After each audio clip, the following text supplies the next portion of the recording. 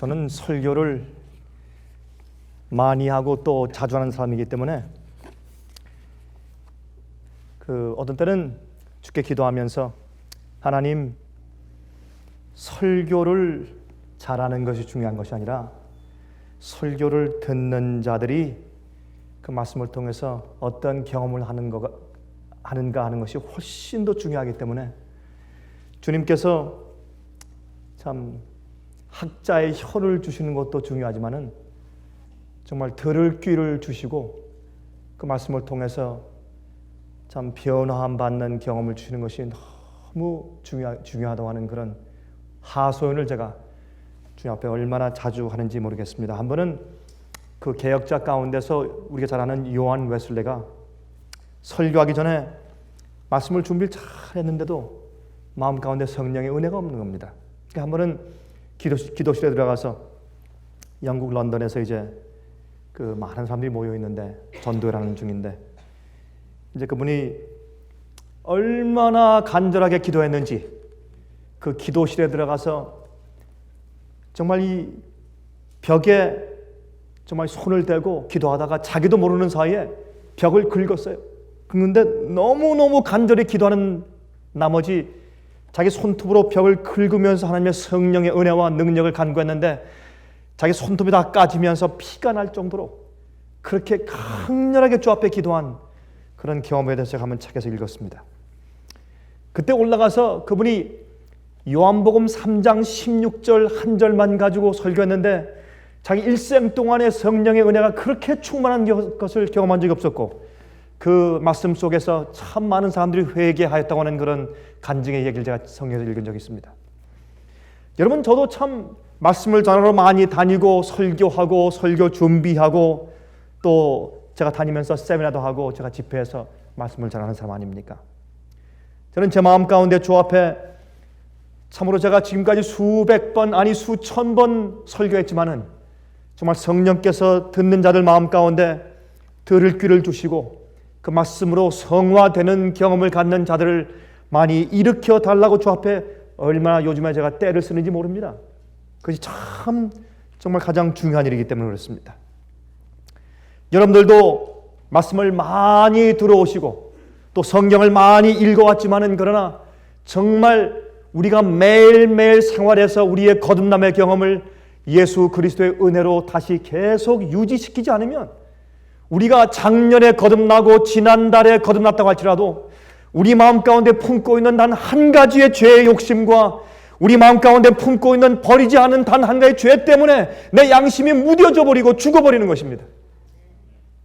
우리가 아무리 10번, 20번 침례받고 아무리 거듭남의 경험을 10번 했을지라도 내 마음 가운데 오늘 물리치지 아니한 죄의 단 하나의 소욕 때문에 내 영혼이 죽어버리는 것입니다. 여러분, 그것을 이해하셔야 합니다. 아무리 말씀을 가지고 살았다고 할지라도 내 마음 가운데 있는 내가 알고 있는 죄를 끊어버리는 경험이 없으면 내 양심이 죽어버리게 돼 있어요. 그리고 또 성경의 진리의 말씀을 많이 한다고 하지만은 그러나 진리로 내가 그 진리에 굴복하는 경험이 없으면 아무 소용이 없는 것입니다. 진리의 지식이 우리를 구원하지 않는 것을 우리가 너무나 잘 아는 것입니다. 너무나. 그래서 우리 마음속에 있는 내 양심 속에 있는 조용한 성령의 음성, 이 길이 정론이 이 길로 행하라, 이렇게 하지 말아라, 저렇게 하지 말아라, 이 길로 가라, 내가 죄 가운데 죽기를 내가 원치 않는다, 그런 성령의 음성과 야밀한 그런 소리를 우리가 계속 들을 수 있어야 합니다. 성령의 음성을 듣는 귀, 너희가 들을 귀가 있으면 들을진저, 들을 귀가 있는 자는 들을지어다. 예수님께서 얼마나 자주 성경에 말씀하셨습니까? 우린 자주 생각하기를 나는 그래도 이 정도면 내가 주 앞에 내 마음을 바치고 내가 거듭난 생활을 산다고 생각하는 것입니다. 여러분 기억하십시오.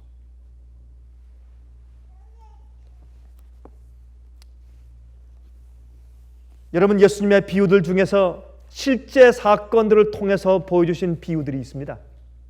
그 가운데 하나가 무엇이냐면 무화과 나무를 저주하신 일입니다. 여러분, 이 무화과 나무를 저주하신 예수님의 실제 사건으로 보여주신 이 비유는 사실 우리 마음 가운데 참 심각함으로 다가올 수밖에 없어요. 이 비유는. 그것은 은혜 시간이 끝난 이스라엘 백성들을 향해서 주신 상징이기 때문에 그렇습니다. 여러분, 참정 오늘 이 말씀을 들을 때 제 마음이 무거운 것은 무엇이냐면, 이것은 빛을 미리 받고 말씀을 알고 진리를 받고 있는 사람들이 매일매일 성령의 은혜로 거듭나는 경험을 유지하지 못할 때 그 영혼이 죽어가는 것을 상징하기 때문에 그래요. 이것은 두려운 일입니다. 무서운 일입니다. 잎사귀는 무성한데 그 영혼이 죽어 있어요. 그래서 주님께서 그 무화과나무가 죽게 하시고 저주하셨는데, 그것은 더 이상 자라지 못하게 양분을 끊어버리신 겁니다. 그것은 양심이 마비돼서 죽어버리는 것입니다. 얼마나 두려운 일입니까, 여러분? 더 이상 들어도 양심에 가책이 없어요. 더 이상 들어도 마음에 은혜가 없어요. 마음 가운데 반짝하는 감정적인 은혜는 있지만은 계속해서 마음을 움직이고 변화시키고 회개시키는 은혜가 없어요. 이것은 두려운 경험들입니다, 여러분. 정말 진리를 가지고 산다고 하는 사람들은 정말 이 일에 주의해야 할 것입니다. 우리는 항상 우리 마음 가운데 정말 그 예민한 양심을 가지고 살아야 할 것입니다. 여러분, 성경을 본 말이 예수님은 우리를 살리러 오신 분이라고 말씀하고 우리를 멸망시키러 오신 분이 아니라고 말씀을 해요. 생명을 주시러 오시는 분이라고 말씀하고 우리를 심판하기 위해서 오신 것이 아니라고 말씀하지만은, 그러나 무서운 것은 무엇이냐면, 우리를 구원하러 오시고 생명을 주러 오신 분이지만은 그 생명의 음성을 온 마음을 다해서 열고 받아들이지 않을 때 우리가 스스로 우리를 죽인단 말입니다. 우리가 스스로 우리를 정죄하고 우리가 진노를 초래하는 것이고 심판을 받는 것입니다. 회개의 은혜가 우리 마음 가운데 항상 불타고 있어야 합니다. 항상.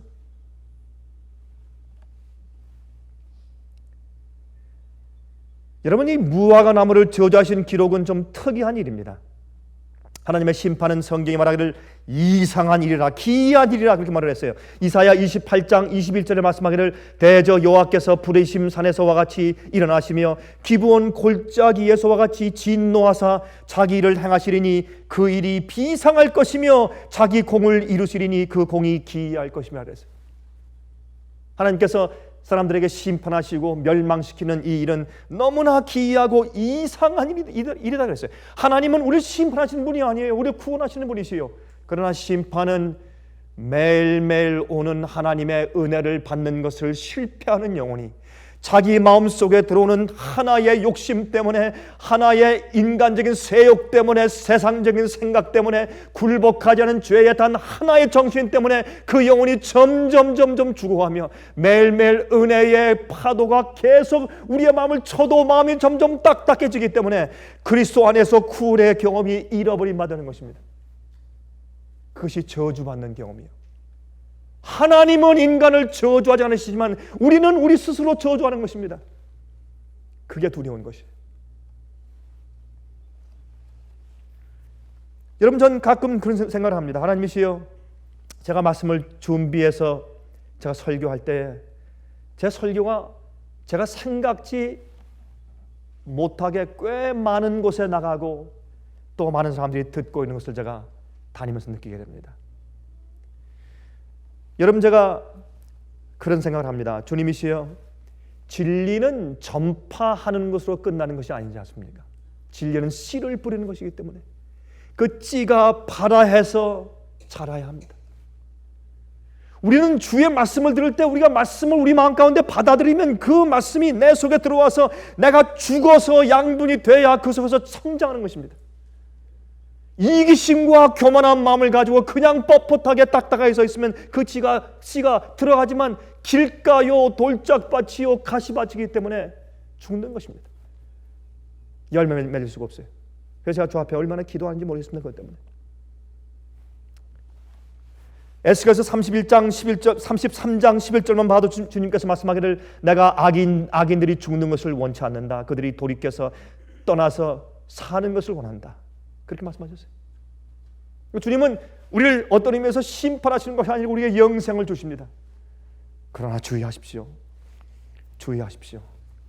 하나님의 은혜와 사랑은 그 받는 자들의 태도에 따라서 우리를 심판하는 검이 될 수 있다는 것을 기억하십시오. 여러분, 주님께서 이 살아있는 이 비유, 무화과나무의 저주의 이 비유를 실제로 행해서 보여주실 때 그 사건의 배경이 무엇인지 한번 살펴보도록 하십니다. 마태복음 21장을 좀 펴서 봅니다. 마태복음 21장 6절부터 17절까지 있는 말씀을 좀 읽어보도록 하십니다. 좀 길지만 바로 이것이 이 비유를 보여주신 그 배경이 이러합니다. 제자들이 가서 예수의 명하신 대로 하여 나귀와 나귀 새끼를 끌고 와서 자기들의 겉옷을 그 위에 얹음에 예수께서 그 위에 타시니 무리의 대부분은 그 겉옷을 길에 펴며 다른 이는 나무가지를 베어 길에 펴고 앞에 가고 뒤에서 따르는 무리가 소리 질러 가로되 호산나 다윗의 자손이요 찬송하리로다. 주의 이름으로 오시는 이요 가장 높은 곳에서 호산나 하더라. 예수께서 예루살렘에 들어가시니 온 성이 소동하여 가로되 이는 누구뇨 하거늘 무리가 가로되 갈릴리 나사렛에서 나온 선지자 예수라 하니라. 예수께서 성전에 들어가사 성전 안에서 매매하는 모든 자를 내어 쫓으시며 돈 바꾸는 자들의 상과 비둘기 파는 자들의 의자를 불러 엎으시고 저희에게 이르시되 기록된 바 내 집은 기도하는 집이라 일컬음을 받으리라 하였거늘 너희는 강도의 구려를 만드는도다 하시니라. 소경과 저는 자들이 성전에서 예수께 나옴에 고쳐주시니 대제사장들과 서기관들이 예수야 하시는 이상한 일과 또 성전에서 소리질러 호산나 다윗의 자손이여 하는 아이들을 보고 분노하여 예수께 말하되 저희의 하는 말을 듣느뇨. 예수께서 가라사대 그렇다. 어린아이가 젖먹이들의 입에서 나오는 찬미를 온전케 하셨다 함을 너희가 읽어본 일이 없느냐 하시고 그들을 떠나 성 밖으로 베다니에 가서 거기서 유하시니라. 여러분, 우리가 하나님의 진리를 듣기 위해서, 영생의 말씀을 듣기 위해서, 또한 성도들과 교제하기 위해서 세상에서 불러냄을 받아서 교회에 오는 것입니다. 교회는 헬라말로 에클레시아입니다. 에클레시아는 세상에서 꺼내어 불러냄을 당했다는 뜻입니다. 그것이 교회입니다. 그러나 교회가 하나님의 말씀으로 거룩하게 성화되지 아니하면, 말씀의 양분을 매일 받고서 성장하며 열매를 맺지 아니하면 그 교회는 사실 정말 그 교회에 찾아와서 구원 얻을 자들을 막는 장소가 되는 것입니다. 구원과 영생을 막는 장벽이 되는 것입니다. 사실은. 그래서 여기 보면 사실 성전이 어떻게 해요? 내 아버지의 집을 너희는 강도의 구려를 만들었다, 그렇게 말을 했습니다. 소경과 절름발이들과 가난한 사람들과 어린아이들이 정말 영적으로 굶주려서 와서 말씀을 먹고 영생을 얻어야 할 자들이 오려고 해도 그들이 만들어 놓은 장벽 때문에 올 수 없는 그런 강도의 도둑들이 살고 있는 곳으로 만들었다, 그 말입니다. 이것이 그 당시 유대 교회였습니다. 오늘날도 하나님의 교회가 그런 형편이 되어가는 것입니다. 오늘 우리가 예배드리는 우리 심정도 한번 살펴봐야 할 것입니다. 우리가 말씀으로 거듭나서 정말 겸비하고 예수님의 성품처럼 겸비하고 온유해서 굴복된 마음이 없으면, 내 마음 가운데 죄의 소욕과 내가 조금이라도 살아있으면 그것이 말씀이 들어와도 다 잡아먹어버리기 때문에, 새가 다 쪼아서 먹어버리기 때문에 10년 20년 말씀을 듣고 복음을 알아도 성장하지 못하는 것입니다. 그 영혼이 죽어있는 것입니다. 사실은 이것이 그러한 자들에게 주께서 보여주신 것이 뭐냐면, 주님께서 이제 와서 그 무화과나무에서 좀 무엇이나 먹을 것을 찾으러 오셨다가 잎사귀는 무성한데 먹을 것이 하나도 없어요. 주님께서 저주했습니다. 저주한 것은 더 이상 양분과 물이 흘러 들어가지 않게 주님께서 끊으신 겁니다. 은혜 시간이 끝마친 겁니다. 양심이 화인 맞았습니다. 여러분이시여, 예수님께서 내일 오시든지 일주일 후에 오시든지 한 달 후에 1년 후에 오시든지 그것은 상관이 없습니다. 어떤 사람들은 교회 안에서, 어떤 사람들은 길거리에서 일하면서, 어떤 사람들은 직장에서 그들이 계속 성령의 은혜의 강수의 물을 거절하기 때문에 그들이 은혜 시간이 마치는 것입니다. 하나님의 저주가 그 영혼들 위해 임하는 것입니다. 그게 가장 두려운 것이에요. 우리 마음속에. 여러분 그 다음에 여기 마태복음 21장 18절과 19절 보시면 다음과 같이 말씀했습니다. 이른 아침에 성으로 들어오실 때 시장하신지라. 예수님이 배가 고팠어요. 여러분 이 비유에는 예수님께서 배고픈 우리 인생들을 대표하시는 것이에요. 예수님께서 배고픈 사람들이 정말 영적으로 양식을 좀 먹고 싶어서 무성한 잎사귀가 있는 교회에 오는 것이에요. 와서 보니까 보세요. 19절에 길가에서 한 무화과 나무를 보시고 그리로 가사 잎사귀밖에 아무것도 얻지 못하시고 나무에게 이르시되 이제부터 영원토록 내게 열매가 맺지 못하리라 하시니 무화과 나무가 곧 마른지라. 이미 양분을 받았지만은 그러나 양분을 받으면서 열매를 맺지 못하는 형편을 보시면서 주님께서 이미 그 속에 그 영적 경험이 그러하니 할 수 없이 주님께서 그렇게 되도록 허용하신 것뿐입니다. 주님께서 저주하신 것이 아닙니다. 그 나무는 성장해서 그 나무가 열매 맺기를 이미 그쳐 있습니다. 그 속이 주님께서 그래서 그 속에 있는 것을 그대로 폭로시켜 주셔서 그 나무가 저주를 받아서 곧 말라졌습니다. 왜? 이미 그 나무는 말라 있었습니다. 하나님이 우리를 구속하시기 위해서 얼마나 아버지시여 오늘 이번 한 해만 좀 참아주십시오. 내가 이번 한 해 좀 파서 정말 그 거름을 더 주고 내가 가꾸겠습니다. 한 해만 더 참아주십시오. 그 다음에 또 한 해만 더 참아주십시오. 이렇게 온 것이 우리가 20년, 30년, 40년, 50년, 60년을 왔다 그 말입니다.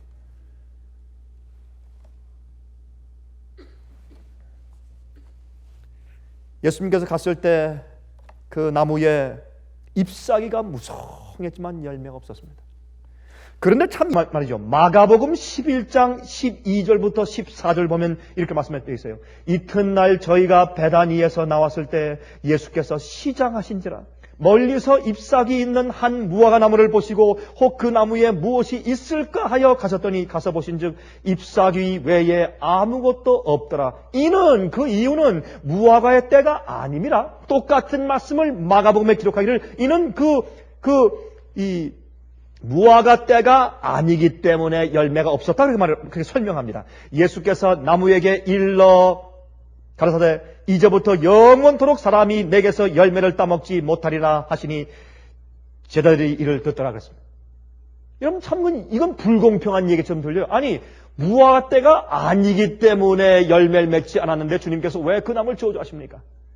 그 이유는 여기에 있습니다. 무화과 때가 아니면은 잎사귀가 무성하지 말아야죠. 여러분 무화과는 그 유대 지방에서 6월 달부터 8월 그 사이에 이제 열매가 있어서 수확합니다.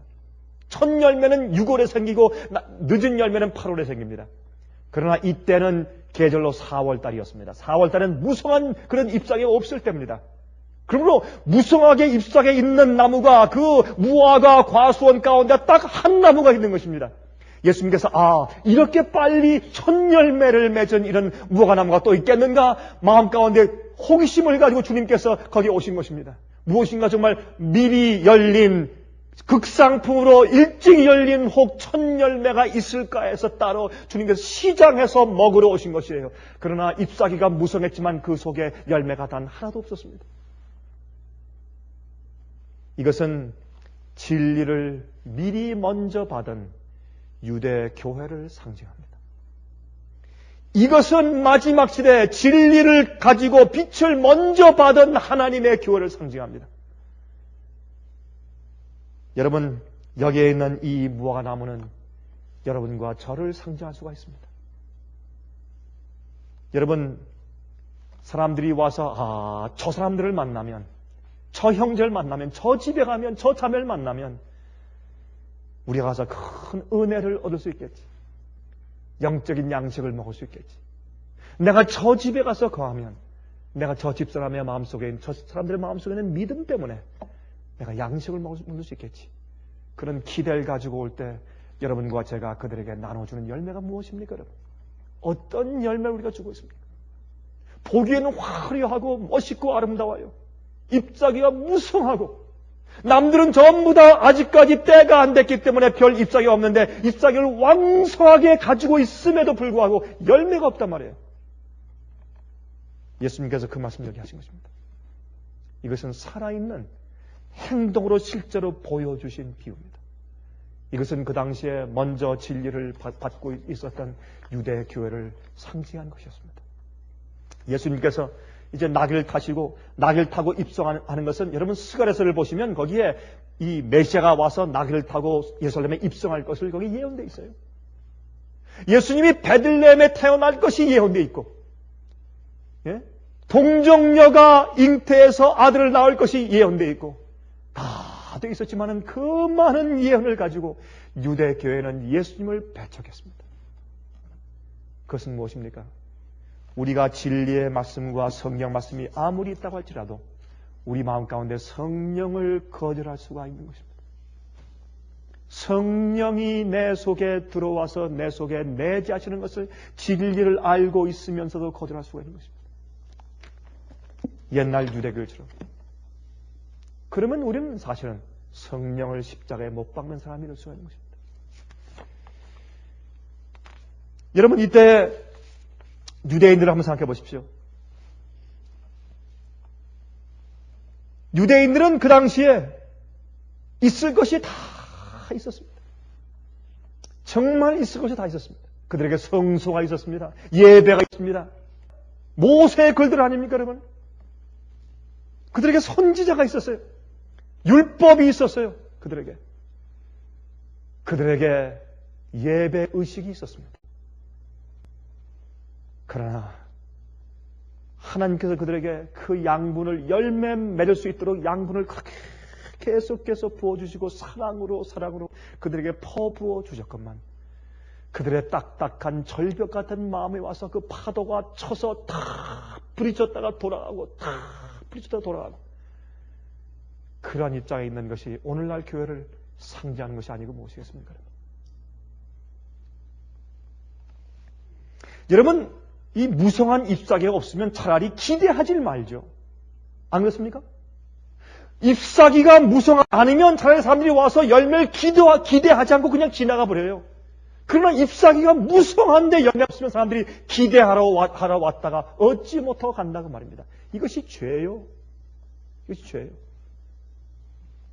여러분, 제가 다시 말씀드리지만 여러분 마음 가운데 있는 아직 주 앞에 굴복하지 아니하고, 여러분들 죄인 줄 알면서 굴복하지 않는다든지, 아니면 여러분 마음 가운데 욕심이 생기죠.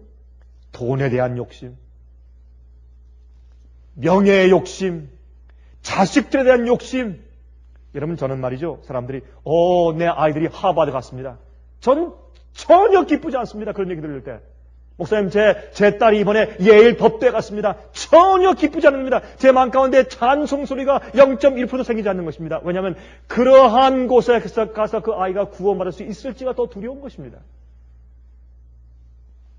목사님, 이번에 제가 사업이 잘 돼서 이번에 큰 돈을 벌었습니다. 저는 그것이 전혀 제 귀에 감사함으로 들리지가 않는 겁니다. 혹시 그것이 그 영혼의 올무가 되어서 멸망받을까 봐 더 두려운 것입니다. 우리 마음 가운데 하나님보다 더한 우상이 있다든지, 우리 마음 가운데 죄의 욕망이 품어질 때 그 영혼은 죽은 것입니다. 여러분, 그걸 이해하셔야 돼요. 그 영혼은 죽은 거예요. 죽었기 때문에, 잎사귀 무성하지만 죽었기 때문에 그 속에 시체가 있는 회칠한 무덤이고 썩은 사람이기 때문에, 그게 저기 밖에서 술 주정뱅이보다 더 두려운 것입니다. 밖에 나서 마약하는 사람들은 저 시궁창에 처박혀서 있다가 내가 인생에 뭐 이런가 하고 정말 통탄하다가 정말 어떤 진리를 찾고서 자기 어떤 행복과 정말 소망을 찾으면서 애쓰다가 하나님을 발견할 그런 기회가 있지만은, 그러나 교회 안에 있으면서 말씀의 은혜를 계속 받으면서 말씀이 주 앞에 전적으로 굴복된 경험이 없는 영혼들은 두려운 사람들입니다.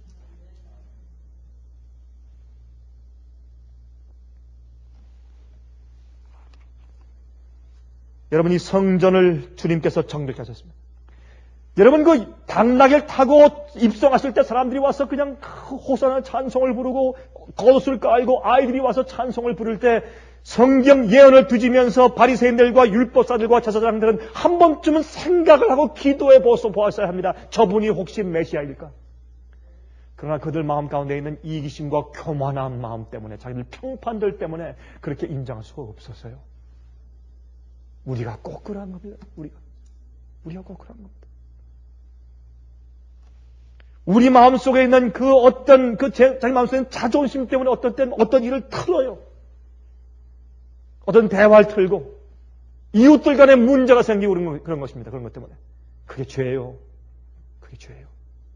그런 죄가 우리 마음속에 모든 양식을 받는 천을 전부 다 끊어버리기 때문에 나중엔 저주받은 무화과 나무처럼 곧 말라서 죽어버리는 것입니다.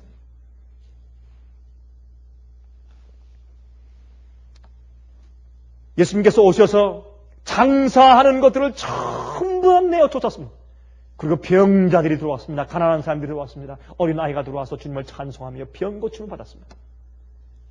이런 일이 앞으로 주의 성령의 은혜를 통해서 교회들의 마지막 시대의 교회에 생길 것입니다. 저는 그때가 오기를 사모합니다.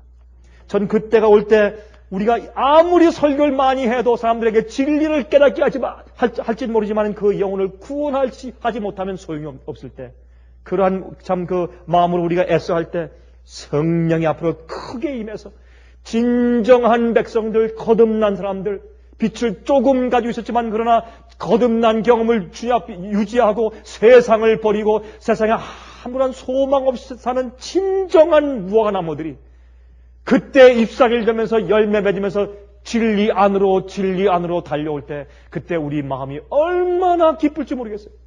전 그날을 사모합니다. 전 그날이 속히 오기를 전 사모합니다. 전 이 세상에 오래 살기를 원치 않습니다.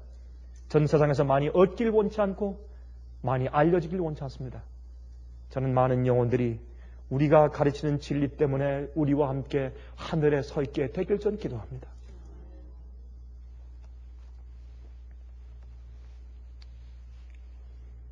여러분, 여기 마태복음 23장을 보시면 이런 말씀이 있어요. 마태복음 23장 25절부터 39절 보면 여기에 이런 말씀을 하시죠. 은혜 시간이 끝나는 유대 교회를 향해서 예수님께서 하신 말씀을 들어보세요.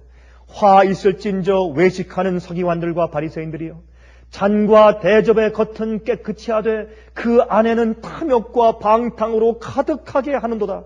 소경된 바리새인아, 너는 먼저 안을 깨끗이 하라. 그리하면 겉도 깨끗하리라. 화 있을진저 외식하는 서기관들과 바리새인들이여, 회칠한 무덤 같으니 겉으로는 아름답게 보이나 그 안에는 죽은 사람의 뼈와 모든 더러운 것이 가득하도다.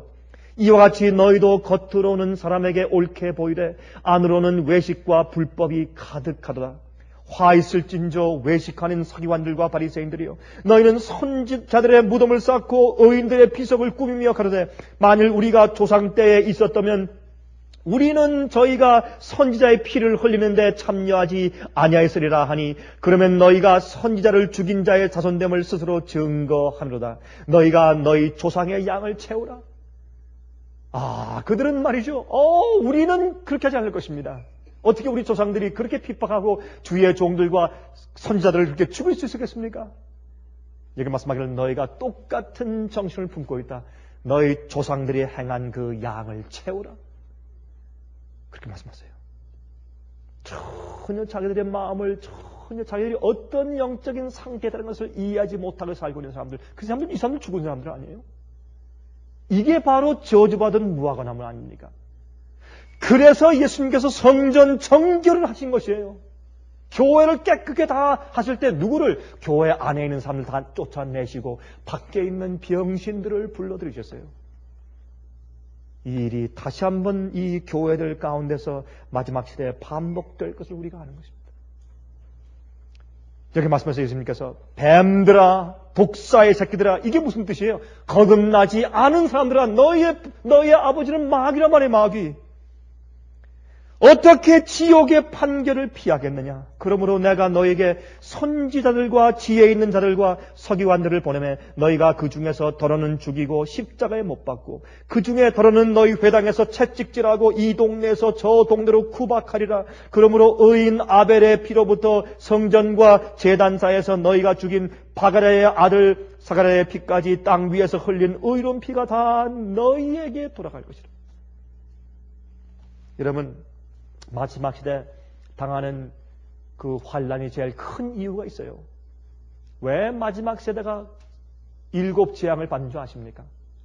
6천년 동안 타락한 인류의 나쁜 성격과 경향들이 말이죠. 유전적으로 물려가서 다 받은 그런 자손들이요. 그런 자손들이 가장 악하게 성령을 거절하는 것이요. 인류 역사 가운데 주님께서 인간을 구원하기 위해서 가장 큰 사랑과 가장 큰 은혜의 복음과 가장 큰 성령의 느낌이 성령의 역사를 바란 다음에 더 이상 하나님께서 그 영혼들을 위해서 해주실 것이 더 이상 없는 것이에요. 그렇게 강력한 주님의 사랑의 파도를 거절한 사람이기 때문에 마지막 주님께서 그들에게 참 심판을 베푸실 때, 주님께서 그들을 그냥 있는 대로 내버려 두실 때 그들이 당하는 어려움과 심판과 환난은 그렇게 가장 클 것입니다.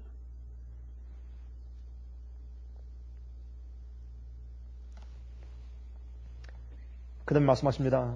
예수께서 아마 이 말씀을 하실 때 참 그 감람산 위에 서셔서 이 말씀을 하셨는데, 제가 예루살렘에 방문했을 때 그 당시 요르단과 이 이스라엘이 막 서로 돌 던지면서 이 국부적인 전쟁을 하고 있었던 때입니다. 그때 마침 제가 타고 있는 택시 운전사가 요르단 사람이었기 때문에 제가 부탁을 했어요. 제가 여기까지 왔는데 감람산을 안 가보면 내가 안 됩니다. 감람산은 요르단 지역이 있었기 때문에 꼭 가서 좀 거기에 좀 서서 그 예루살렘 성을 한번 좀 내려다 볼 수 있도록 좀 도와주십시오. 했더니 그 사람이 이렇게 갔어요. 정말 날 데리고 갔는데 정말 돌들이 막 날아가는 그런 데를 피해서 올라가서 제가 예수님께서 이 말씀을 하시면서 서서 그 성전을 바라보셨을 그 장소에 제가 한번 서봤습니다. 한눈에 예루살렘이 보였어요. 성전이 보이고. 그때 예수께서 거기서 정말 눈물을 흘리시면서 이렇게 말씀하십니다. 예루살렘아, 예루살렘아, 선지자들을 죽이고 내게 파송된 자들을 돌로 치는 자여, 암탉이 그 새끼를 날개 아래 모음같이 내가 내 자녀를 모으려 한 일이 몇 번이냐? 그러나 너희가 원치 아니하였도다. 보라, 너희 집이 황폐하여 버림받으리라. 이게 무슨 말이에요? 이게 무화과나무가 저주를 받아서 곧 말라버리는 것 아니겠어요? 너희 집이 이제 황폐해서 버림받을 것이라. 내가 너희에게 이르노니 이제부터 너희는 찬송하리로다. 주의 이름으로 오시는 이여 할 때까지 나를 보지 못하리라 하시니라. 나를 보지 못하리라 하시니라. 참 하나님이, 여러분, 이스라엘에게 이 큰 축복이 여러분 어디 있어요? 여러 가지 축복들이 다 있는데, 게다가 메시아가 하나님의 아들이 그들을 구원하기 위해서 직접 오셔서 그들 가운데 사셨어요. 유대인으로 태어나셨어요. 이런 큰 축복을 가지고도 그들이 황폐해서 버림받았어요. 하물며 우리는, 여러분이시여, 하나님의 오래 참으심과 인내를 함부로 여기지 마시기 바랍니다. 두려움을 가지시기 바랍니다. 주님의 은혜와 복음을 감사한 마음으로 받으십시오. 성령의 은혜를 늘 회개하는 마음으로 받으시고 매일매일 깨끗한 마음을 유지하십시오.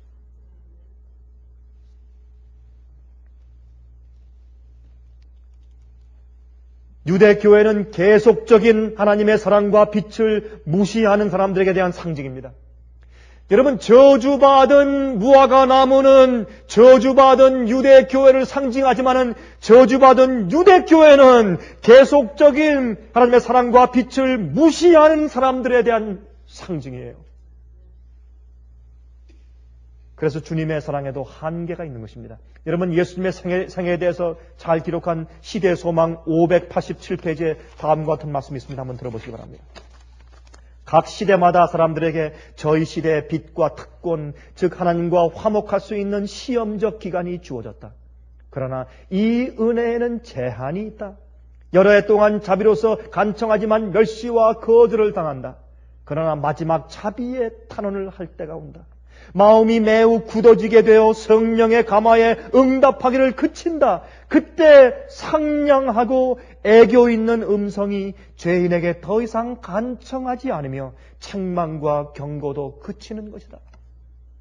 하나님께서 우리의 마음을 사기 위해서 애교 섞이고 상냥한 음성으로 말씀하시는 그 음성이 더 이상 그친다고 말이에요. 그날이 예루살렘에 이르렀다. 예수께서는 운명 지어진 도성을 보시고 괴로운 나머지 우셨으나 예루살렘을 구원하실 수는 없으셨다. 예수님께서 감람산 위에서 예루살렘아 예루살렘아 암탉이 새끼를 한 것처럼 내가 너희를 품으려 한 적이 몇 번이냐고 우실 수는 있었지만 그들을 구원할 수는 없었어요. 얼마나 답답한 얘기입니까? 그분은 모든 방편을 남김없이 다 쓰셨다. 하나님의 성령의 경고들을 거절한 이스라엘은 도움받을 유일의 방편까지도 거절하였다. 그들이 구원받을 수 있게 해줄 또 다른 능력은 없었다. 유대 민족은 무한하신 사랑의 탄원을 경멸하는 각 시대 백성들의 상징이었다. 예루살렘을 향하여 우실 때 흘리신 그리스도의 눈물은 모든 시대의 죄악 때문이었다. 이스라엘에게 내린 심판에서 하나님의 성령의 책망과 경고를 거절한 자들은 저희 자신의 죄됨을 읽을 수 있을 것이다. 불신하는 유대인들과 같은 길을 걷고 있는 사람들이 이 세대에 많이 있다. 그들은 하나님의 권능의 현현을 목격하였고 성령께서 저희 마음에 말씀하셨음에도 불구하고 불신과 반항에 집착한다. 하나님께서는 그들에게 경고와 책망을 보내셨으나 그들은 저희 잘못을 고백하기를 즐겨하지 않으며 그분의 기별과 그분의 사죄를 거절한다. 하나님께서 그들을 회복시키기 위하여 사용하신 그 방법이 그들에게는 걸려 넘어지는 돌이 된다. 참 가슴 아픈 일이 아닙니까? 여러분, 한 번은 한 농부가 큰 이제 이 닭 농장, 이 닭장을 이제 경영하고 있었는데 한 번은 거기 불이 났습니다. 불이 나서 닭들이 수백 마리가 다 타서 죽었어요. 이 농부가 화가 나서 막 돌을 막 던지고 또 들어가서 그냥 타 죽어버린 닭들을 팔로 차면서 하나님께 원망을 했습니다. 한참 원망하면서 화를 지금 풀고 있는데 저쪽 구석에서 삐약삐약하는 소리가 들렸습니다. 가서 보니까 다 타서 죽은 어미닭의 날개 밑에서 몇 마리 조그만 병아리가 울면서 나오는 것 아니겠습니까? 그걸 보고 이 농부는 갑자기 마태복음 23장이 기억이 났대요. 예루살렘아 예루살렘아 내가 이 암탉이 새끼를 품으려 한 것처럼 너희를 품으려고 한 적이 몇 번이냐. 다 죽어있는 새까맣게 타 죽어있는 그 닭들을 치우고서 그 바닥에 그 농부는 무릎 꿇고 하나님께 그 즉석에서 회개했다는 것입니다.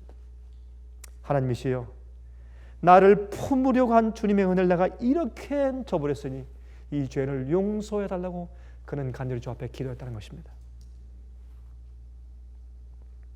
어떤 사람은 그렇게 말을 합니다. 그러면 첫 열매가 돼야 할 텐데 그러면 차라리 내가 빛을 먼저 받지 말걸, 나중에 받을걸, 좀 덜 받을걸. 얼마나 이기적인 마음들인지 모르겠습니다. 여러분, 더 진리를 더 이해했다는 것은 진리를 더 받았다는 사실이 얼마나 감사한 일인지 많은 사람들이 이해하지 못하는 것입니다. 밝은 빛을 가지고 있어야 어두운 세상 길을 갈 때 오류와 함정에 빠지지 않습니다.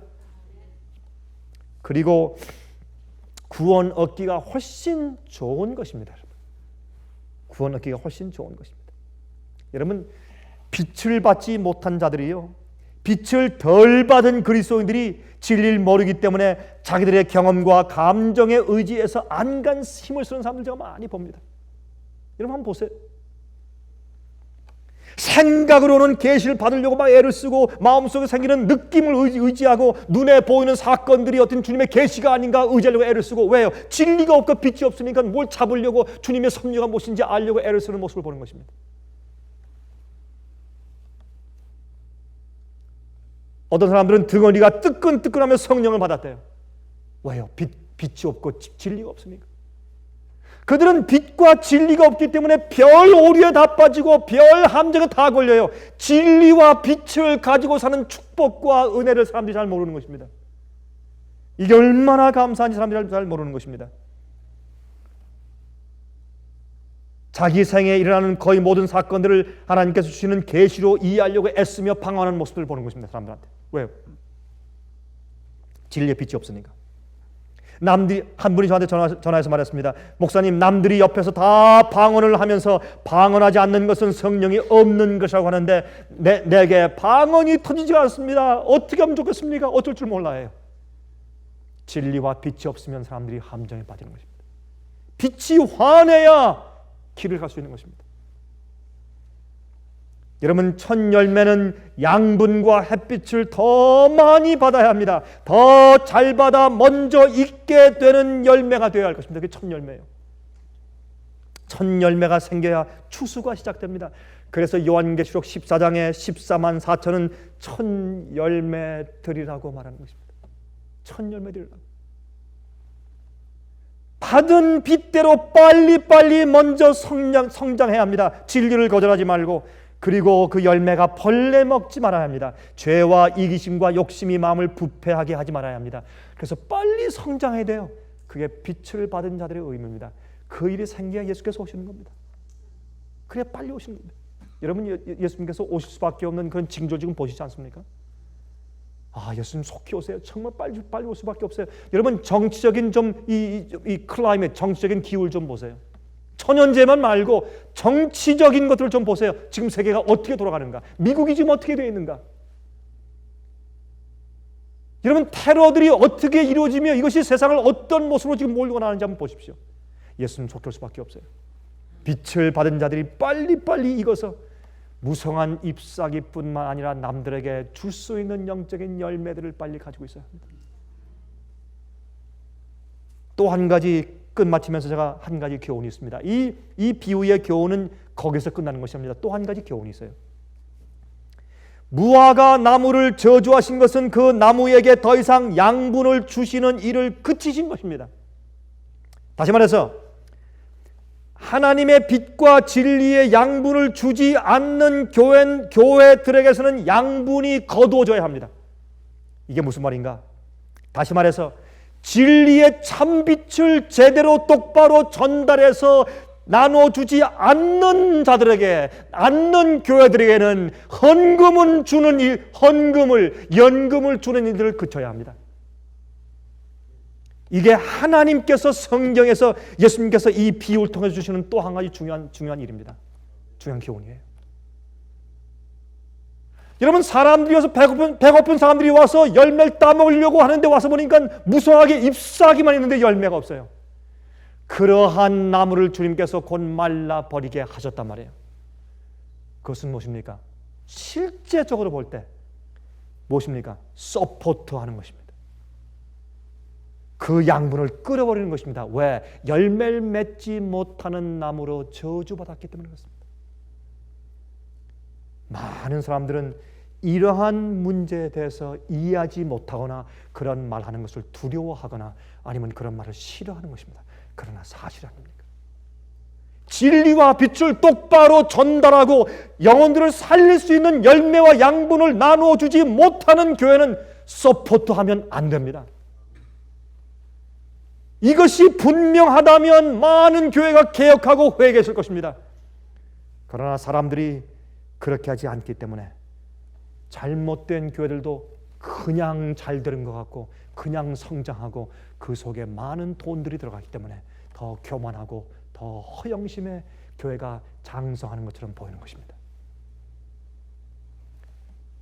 여러분들이시여, 예수님 속히 오십니다. 정말 우리 마음속에 매일매일 말씀을 들으면서 그렇게 기도하십시다. 들을 수 있는 귀를 주시고 우리 속에 양분을 주실 때 내 속에 그 양분을 쪼아 먹을 가증한 새들을 내 속에서 쫓아내달라고 기도하면서 진리로 성화되는 경험이 우리 마음 가운데 풍성하시기를 제가 간절하게 기도합니다.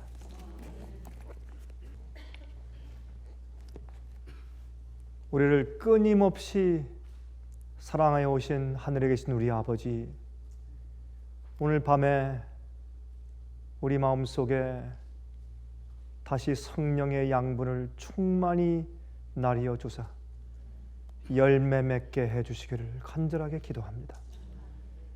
우리 마음속에 남아있는 죄의 잔재를 정결케 해주심으로 항상 들을 귀가 있게 해주시고 우리 마음속에 주님의 사랑의 자비의 음성을 거절하지 않게 축복해 주시기를 기도합니다. 우리 마음을 부드럽게 해주시고 옥토로 만들어 주시며 심어진 씨앗이 자라게 해주시고 열매 맺어 다른 영혼들이 와서 기대하며 와서 열매 맺고 구원 얻게 해주시옵소서. 우리 죄를 사해 주시며 성령의 음성에 예민치 못한 우리의 양심들을 회복시켜 주시기를 기도합니다. 주님이시여 저희를 살려주시옵소서. 예수 그리스도의 거룩하신 이름을 의지해서 간절히 기도합니다. 아멘.